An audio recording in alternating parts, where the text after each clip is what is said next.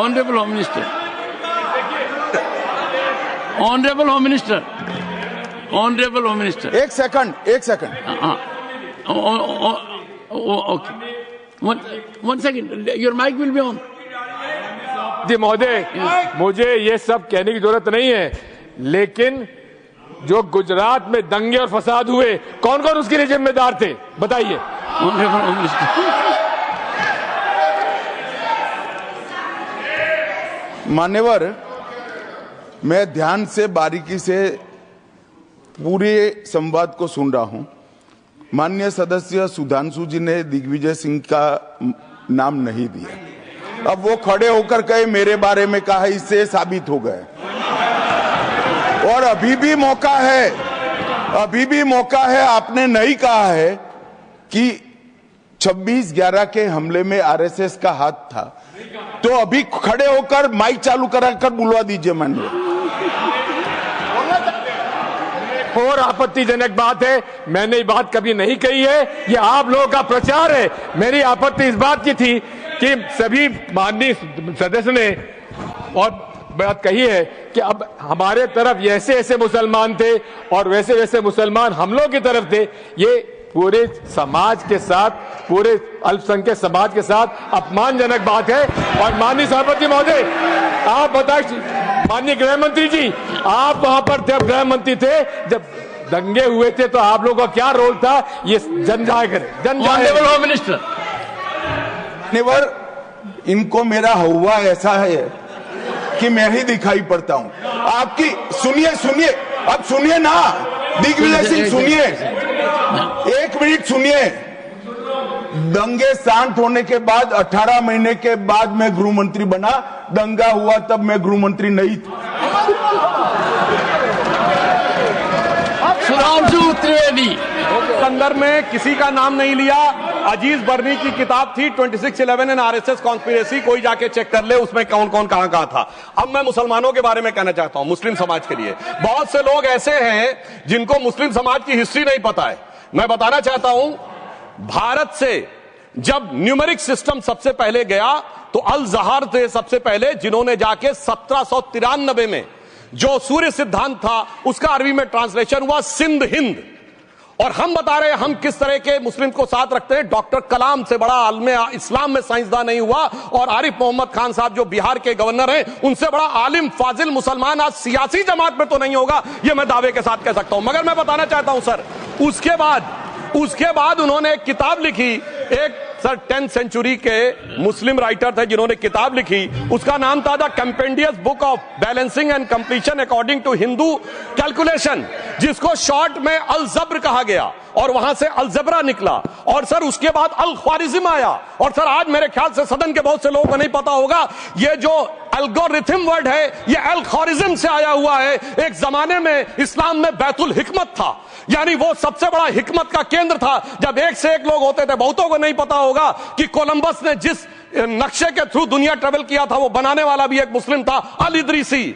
मगर sir algorithm आज ऐसा बदला कि एआई के एज में दलगत भावना से ऊपर उठकर औरंगजेब के साथ खड़े हो गए।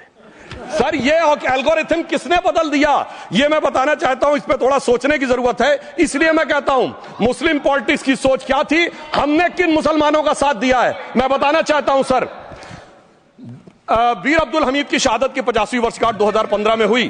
प्रधानमंत्री मोदी जी ने उनके पूरे परिवार को और उनकी पत्नी को बुला के सम्मानित किया, और इन लोगों ने उस यासीन मलिक को, जिसके ऊपर 3 एयरफोर्स के ऑफिसर्स को हत्या करने का आरोप था, वो प्रधानमंत्री आवास में। सर साफ दिखाई पड़ता है कौन किसके साथ खड़ा हुआ है, कौन किस तरह के मुसलमान के साथ खड़ा हुआ है।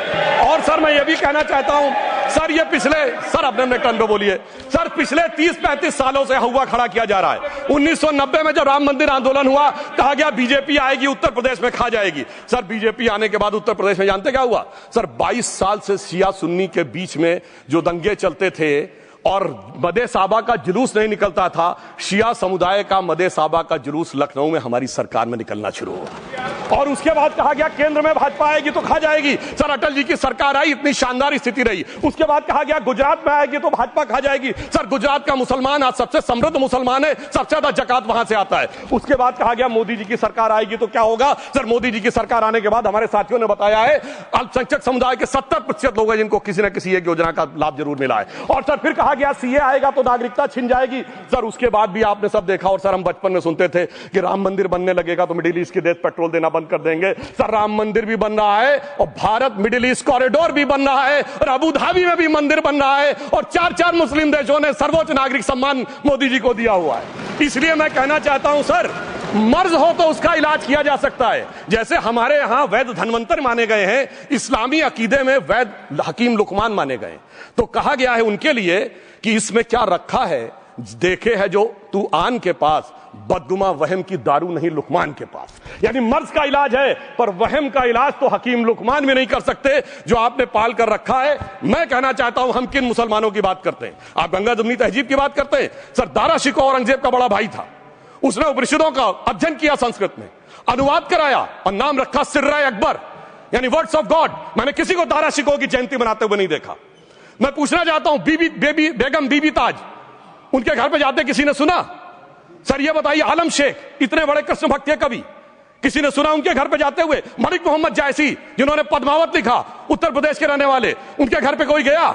ये बताइए ब्रिगेडियर मोहम्मद उस्मान के घर पे कौन गया? आजमगढ़ में, गाजीपुर के रहने वाले थे, आज तक जाने वालों में नहीं दिखे। और मैं सर बताना चाहता हूं एक और बात।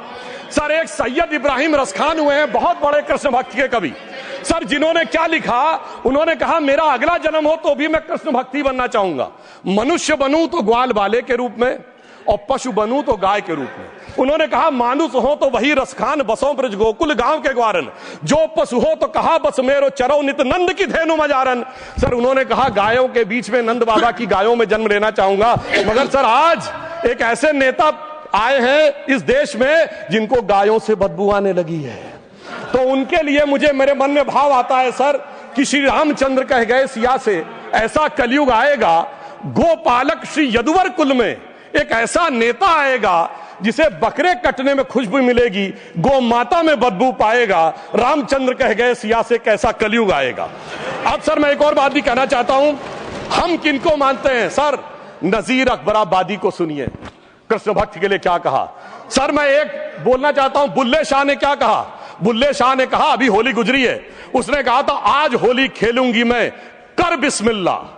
उन्होंने आगे कहा अलस्तु बिरबिकुम प्रीतम बोले, सब सखियों ने घूंघट खोले, नाम नबी की रतन चढ़ी, सुनिएगा, नाम नबी की रतन चढ़ी और बूंद पड़ी अल्लाह अल्लाह, आज होली खेलूंगी मैं, कर बिस्मिल्लाह। तो मैं भी कहता हूं अब बिस्मिल्लाह करिए और उसके बाद हमारे इस सहयोग करिए, इस सकारात्मक उसका, वरना अल्हम्दुलिल्लाह जो हम मुसलमानों के लिए और देश के लिए करना चाहते हैं उसमें हमें सफलता जरूर मिलेगी। अंत में मैं सिर्फ यह कहना चाहता हूं सर, तमाम प्रकार की बातें यहां पर हुई, सकारात्मक और नकारात्मक, मगर अफसोस की बात यह है कि 1913 के वक्फ वाल औलाद से लेके 2013 के वक्फ वाल औलाद तक इनकी फितरत नहीं बढ़ती, क्योंकि सर ये तो पार्टियां ही अल औलाद हैं, तो इनको तो उससे बहुत ज्यादा वो होगी। पर मैं सिर्फ अंत में कहना चाहता हूं सर, अपनी सोच बदलिए। आप जिस कश्ती पे सवार होकर इस दरिया को पार करने की कोशिश कर रहे हैं, पिछले 75 साल में नहीं कर पा रहे हैं, 10-12 साल में बहुत हिचकोले खा रहे हैं, तो कश्ती और रास्ता बदलिए। तो इनके लिए अंत में एक पंक्ति कहते हुए बात समाप्त करना चाहूंगा कि इन्होंने कश्ती भी नहीं बदली, दरिया भी नहीं बदला, पर इन डूबने वालों का जज्बा भी नहीं बदला, पर है शौक सफर ऐसा, एक उम्र हुई हमने मंजिल भी नहीं पाई, रास्ता भी नहीं बदला। अब अगर नई मंजिल पानी है, नई मंजिल की नई सुबह देखनी है, तो मैं कहना चाहता हूं आइए सबको साथ लेकर चलिए।